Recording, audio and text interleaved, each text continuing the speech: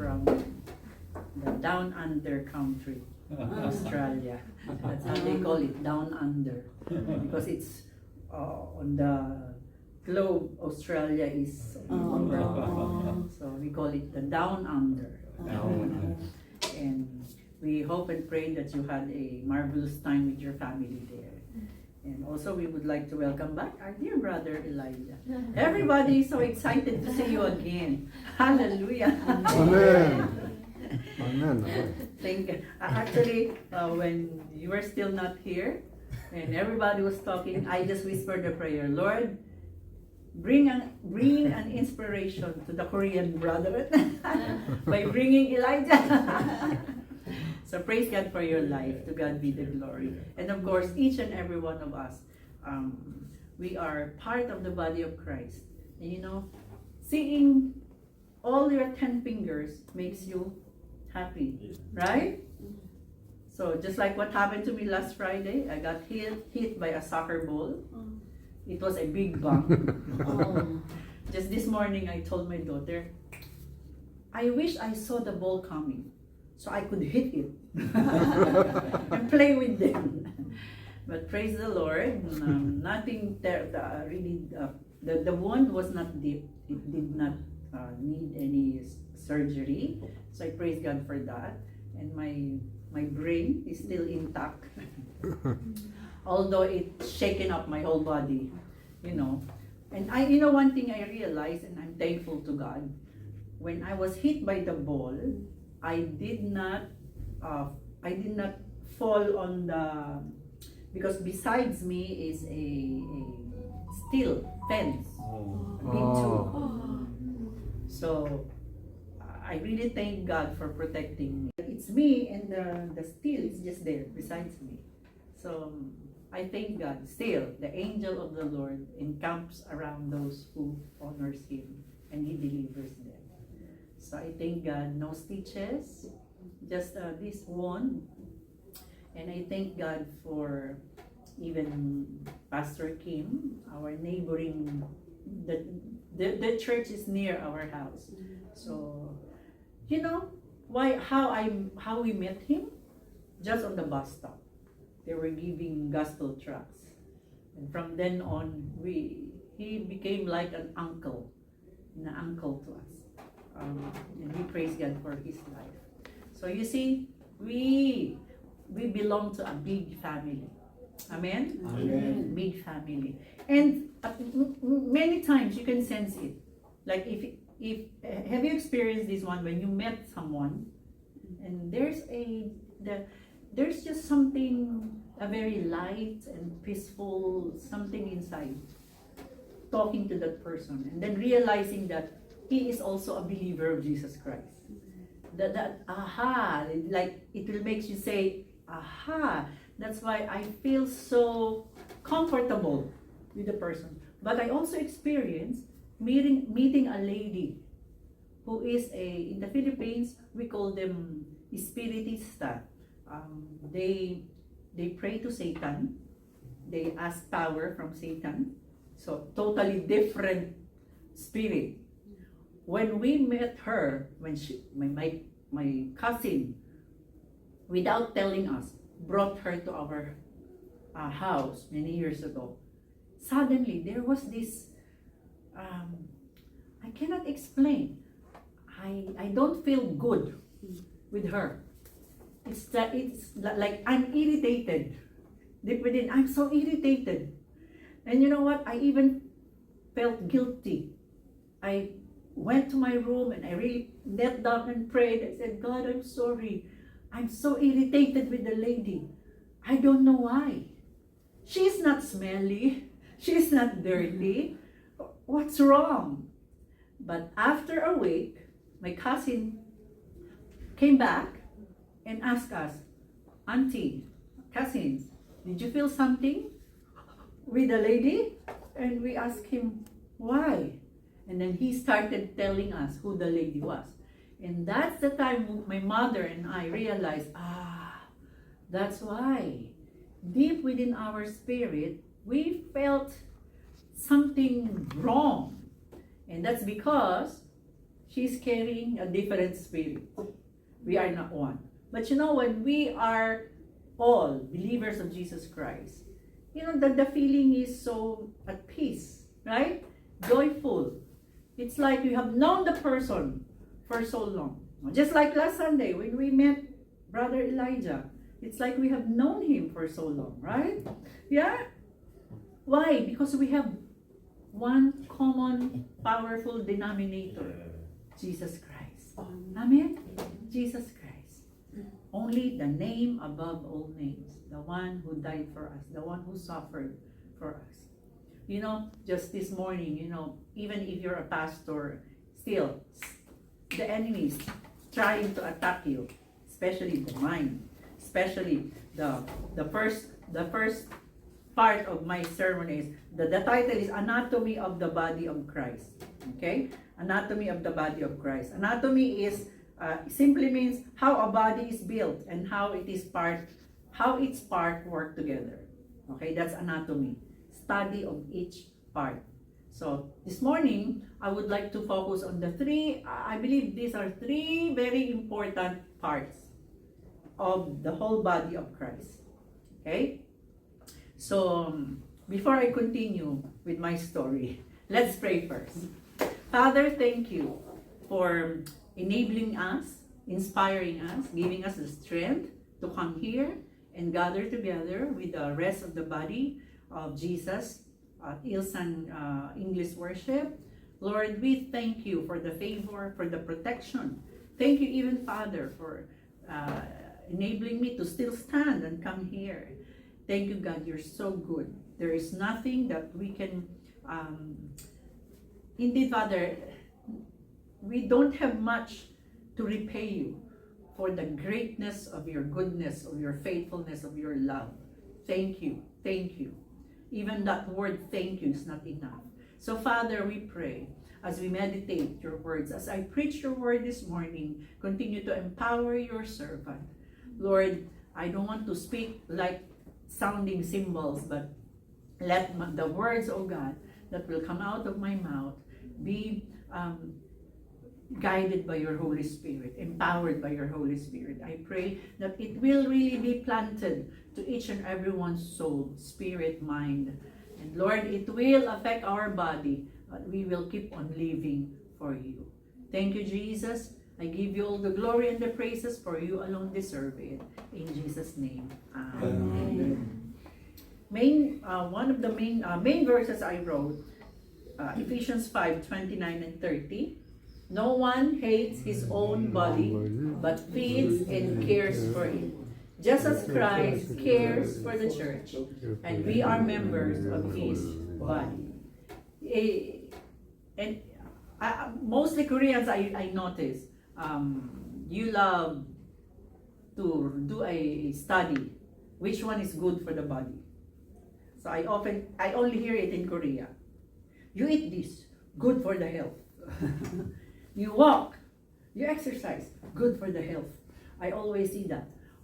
You always think of something that is good for the body, good for the health, right? Why? Because you care. You care for your body. Amen? And here in the verse it says, no one hates his own body, but feeds and cares for it. Just as, I want to give emphasis on this one, just as Christ cares for the body. So Jesus Christ cares for the church, his body. Amen? Amen. We are so blessed. We have a powerful head who thinks of us. Amen? Who plans beautiful plans for us. Amen? And who loves us so much. And a reminder that we are all members of the body of Christ. Again, a little review. How does a person become the body of Christ? The moment a sinner repented of his sins, turned to Jesus Christ, received him as his Lord and Savior. He received forgiveness. He received a new, the Spirit of God. He received a new body. Not literally, but a spiritual body. He received new life. He received new hope. As 1 Corinthians, 2 Corinthians says, if anyone is in Christ, he is a new person. Amen? So, that newness, as I have told you before, God did not save us just for the sake of saving us. God did not save us. God did not cleanse us, save us, just for us to sit on the pew every Sunday. But there is a bigger project. God called us, saved us, cleansed us, renewed us. That is also, that is precious.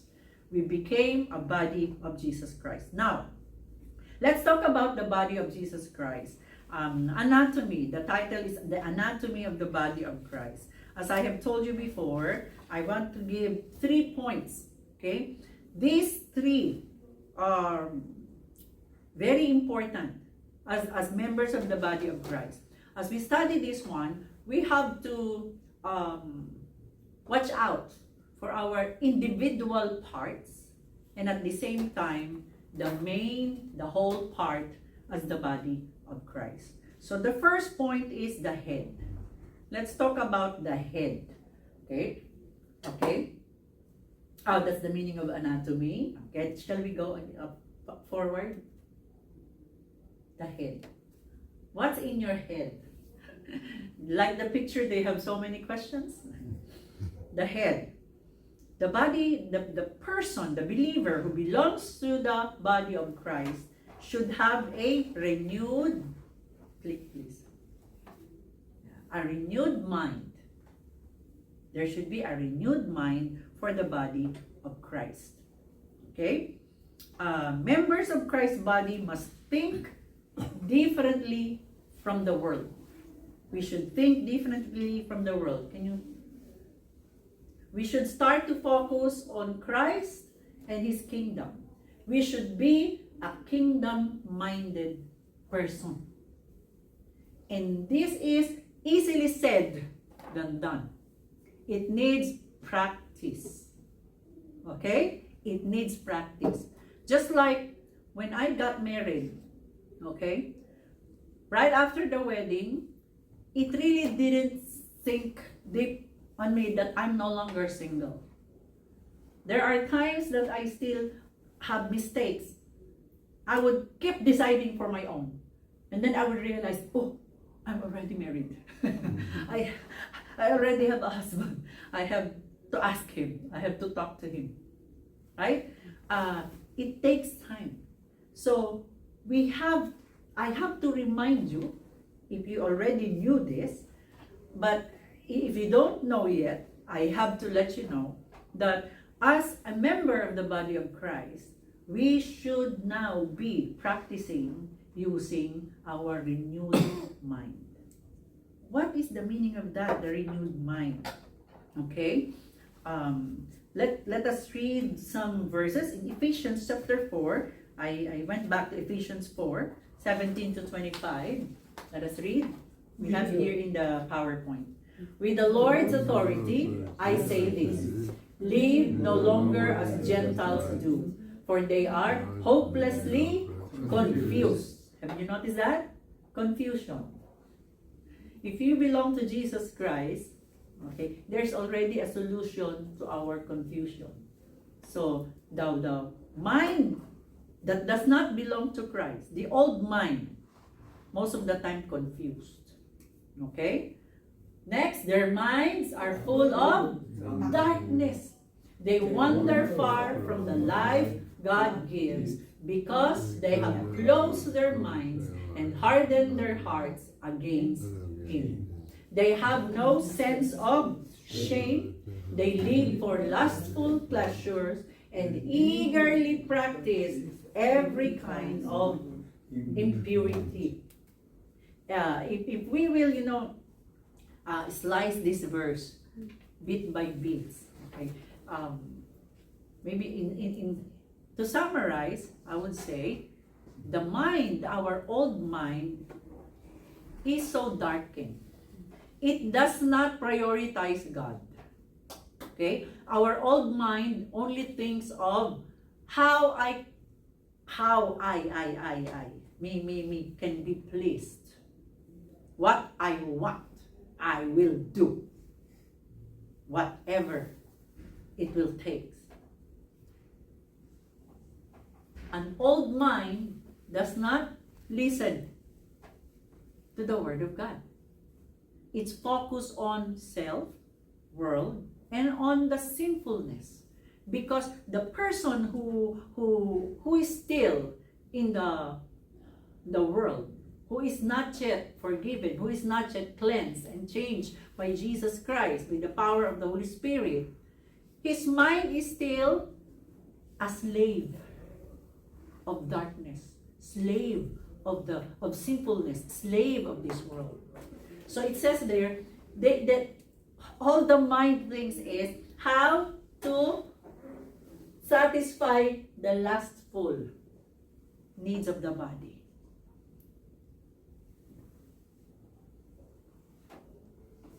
Eagerly practice. Will you agree? Will you agree with me if I say what our mind dictates us? It's so hard to refuse. Like if your mind is telling you you're hungry, you're hungry, you're hungry, you're hungry. That's why those who are on a diet, they would say, no, I'm not, no, I'm not. They would answer back. So what our mind dictates us, oftentimes it will affect the entire body. As I was telling you this morning, my mind had, there is a temptation for me to, think of all the negative details that happened this week. Because I underwent a dark journey since Monday. And the final impact was the soccer ball. So this morning as I was traveling, it's like my mind was telling me all the negative. And then I realized, I noticed as I listened to these negative thoughts, my emotion started to, feel bad and then feel discouraged. But praise the Lord, God gave us a choice. We are no longer slave